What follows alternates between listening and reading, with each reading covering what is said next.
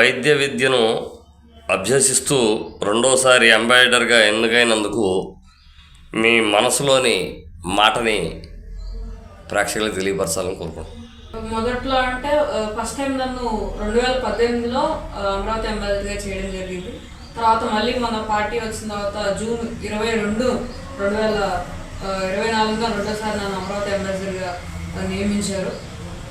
ఇంత చిన్న వయసులోనే నా మీద కానీ మా నాన్నగారి మీద నమ్మకంతో మాకు ఇంత ఒక పెద్ద బాధ్యతను మా మీద ఉంచి ఇచ్చినందుకు మేము నిజంగా చాలా ఆనందపడుతున్నాం, చాలా గర్వపడుతున్నాం కూడా.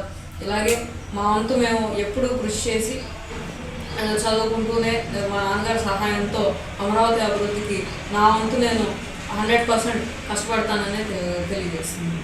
అమరావతి బ్రాండ్ అంబాసిడర్గా మీరు రాష్ట్రాభివృద్ధి కోసం రాబో రోజుల్లో తీసుకునేటువంటి ప్రణాళికాబద్ధమైన కార్యాచరణ గురించి తెలియపరచండి. ఫస్ట్ ఈ అమరావతి అభివృద్ధి కోసం నా వంతుగా నేను ఒక 100 కోట్లని విరాళాలుగా సేకరించాలనుకుంటున్నాను. దీనికి మెయిన్గా నేను ఒక టీంని అనేది ఏర్పాటు చేయాలనుకుంటున్నాను. ఇలా ఎందుకంటే నేను చదువుకుంటున్నాను కాబట్టి కాలేజ్ ఇవి కూడా ఉంటాయి కాబట్టి ఆ టీం ద్వారా ప్రతి ఒక్క ఆఫీస్కి కానీ లేకపోతే ఒక కంపెనీస్కి కానీ వాటికి వెళ్ళి ఆ టీం ద్వారా నేను ఈ 100 కోట్లు అనేది సేకరించాలనుకుంటున్నాను. అలాగే వాళ్ళు ఇచ్చిన సలహాలని సూచనలు కూడా తీసుకుని దానికి కూడా మేము ఇంకా ఎక్కువ ఈ అభివృద్ధి గురించి ఇంకా ఎక్కువ కష్టపడాలనుకుంటున్నాను. వైద్య వృత్తి అంటే విద్యాభ్యాసం పూర్తయిన తర్వాత వైద్య వృత్తి చేస్తూ ప్రజాసేవలో ఉంటారా, లేదా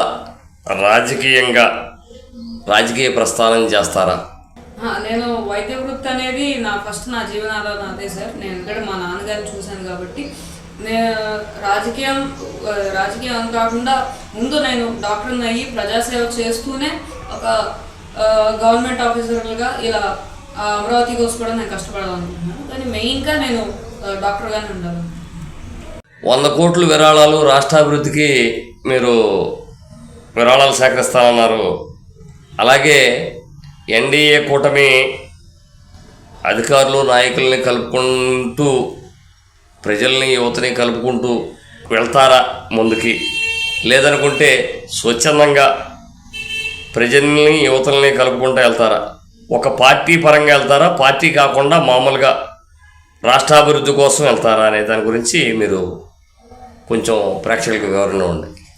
కుల మతాలకు అతీతంగా, పార్టీలకు అతీతంగా ఇప్పుడు ప్రతి పల్లె తిరిగి ఇందాక నేను చెప్పినట్టు ఒక టీంని ఏర్పాటు చేసుకుని మాకు ఆ పార్టీ అని కాదు, ఈ పార్టీ అని కాదు, లేదా ఆ మతం అని కాదు, ఈ మతం అని కాదు, అందరినీ కలుపుకుంటూ ముఖ్యంగా యువతను కలుపుకుంటూ చంద్రబాబు నాయుడు గారి సూచనలు పాటిస్తూ, అలాగే ఇటు యువత ఇటు పెద్దవాళ్ళు వాళ్ళందరి సూచనలు కూడా తీసుకుంటూ ప్రతి పల్లె తిరిగి ప్రతి ఒక్క మొత్తం రాష్ట్రం అంతా తిరిగి సేకరించాలి. ఆంధ్ర రాష్ట్ర ప్రజల అభివృద్ధికి లేదా మీరు రాజకీయ అభివృద్ధికి కానీ ఏ విధంగా మీరు మార్గాన్ని ఎంచుకుంటున్నారనే దాని గురించి కొంచెం ప్రేక్షకులకు వివరణ ఇవ్వండి. రాష్ట్ర అభివృద్ధి కోసం, రాష్ట్ర ప్రజల మన్నతు కోసం చంద్రబాబు నాయుడు గారు అప్పుడు జోలు పట్టుకుని తిరిగి మనలో ప్రతి ఒక్కరిని చైతన్యపరిచి రాష్ట్ర అభివృద్ధి కోసం ఆయన ఎంతో కష్టపడ్డారు.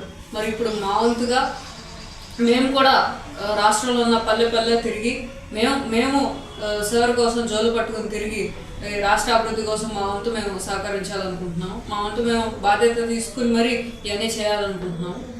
మరి దీనికి ప్రజలందరూ వారి ఆశీస్సులు మాకు ఎప్పుడు ఉండాలని ఆకాంక్షిస్తున్నాను. ఇలా ప్రతి ఒక్కరి దగ్గరికి వెళ్ళి వారందరి సూచనలు కూడా తీసుకుంటూ ఇలా ముందుకు నడవాలనుకుంటున్నాను. నమస్తే అండి, నేను ముదినేపల్లి డాక్టర్ మనోజ్, ఒక ప్రైవేట్ ప్రాక్టీషనర్ అండి. గత 30 సంవత్సరాలుగా ముదినేపల్లిలో నాకు తోచినటువంటి విధంగా చేయగలిగినంత శక్తితో పేద ప్రజలకు చేస్తున్నాను. అలాగే ఏదైనా ఆపదలో ఉన్న వారికి సహాయం చేస్తున్నాను. అలాగే రాష్ట్రం అభివృద్ధి చెందాలని సమైక్యాంధ్రంలో మనం నష్టపోయాం, దానివల్ల మన రాష్ట్రాన్ని మనం పూడ్చుకోవాలి, మనం క్యాపిటల్ కట్టాలనే ఉద్దేశంతో నేను మా పాప మాకున్నటువంటి 3 ఎకరాల్లో ఒక ఎకరన్నర పొలం ఇచ్చి, అలాగే తను గాజులు అలాంటి చైన్లు కూడా ఇవ్వడం జరిగింది. నాకు నా బిడ్డ ఇవ్వడం వల్ల రాష్ట్రానికి ఎంత ఉపయోగపడుతుంది అనే దాని మీద ఆధారపడుతూ నేను ఎంత చేసినా ఆ రాష్ట్రానికి ఈ రుణం తీర్చుకోలేము. చంద్రబాబు నాయుడు గారు ఒక్కరే కష్టపడుతున్నారు. ఆయనకి తోడు ఉడతాభక్తిగా మేము కూడా సహాయం చేసి ఈ రాష్ట్రానికి మేము సహాయం చేయాలని మేము కొద్దిగా ఇచ్చాం. దానికి చంద్రబాబు నాయుడు గారు మా మీద ఒక పెద్ద బాధ్యత పెట్టి మా అమ్మాయిని అంబాసిడర్ చేశారు సార్. ఈ అంబాసిడర్ చేసినందుకు వారికి వారి కుటుంబానికి మేము కృతజ్ఞతలు తెలియజేస్తున్నాం. అలాగే ఆయన ఇచ్చిన బాధ్యతని మేము మనసా వాచ అది పూర్తి చేయాలనేది మా ఆశయం సార్. మీరు బాల్యం నుండి ప్రజాసేవ చేయాలని ఎవరిని స్ఫూర్తిగా తీసుకుని మీరు కార్యక్రమాలు కొనసాగిస్తున్నారో తెలియజెప్పండి. మా నాన్నగారు డాక్టర్ అండి.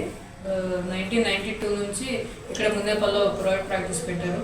ఆయన అప్పటి నుంచి పేద ప్రజలకు ఎప్పుడూ సేవలు చేస్తూనే ఉన్నారు.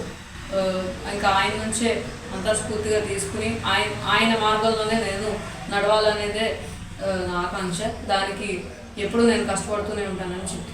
రాష్ట్రాభివృద్ధికి మీరు ఏ ఏ మార్గాలతో ఎంచుకున్నారో వాటికి సంబంధించిన ప్రధాన అంశాలు తెలియపరచండి. మాకు మొత్తం 3 ఎకరాల పొలం అని ఉందండి. ఈ 3 ఎకరాల పొలంలో 1 ఎకరన్నర భూమిని మేము అమ్మి 25 లక్షల ముందు, తర్వాత ఇంకొక 13.5 లక్షలు మొత్తం అమరావతి అభివృద్ధిగా అనేది మేము ఇవ్వడం జరిగింది.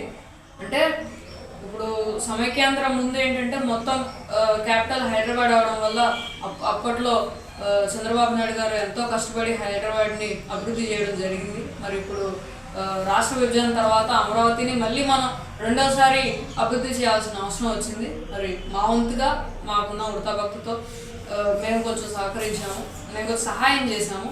మరి కేవలం చంద్రబాబు నాయుడు గారు మాత్రమే ఈ అమరావతి అభివృద్ధిని చేయగలరనే దృఢమైన నమ్మకంతో మా వంతు మేము ఇలా సహాయం చేశాము. మా వంతు మేము బాధ్యతగా తీసుకొని మేము చేశాము.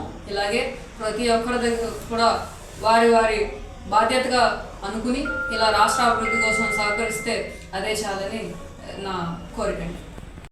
యువతకు ప్రజలకు మీరేమన్నా ఈ అమరావతి బ్రాండ్ అంబాసిడర్గా అయిన సందర్భంగా అందరికీ తెలుగింటి వారి ఆడపడుచు అనుకుంటున్నాం మేమందరము.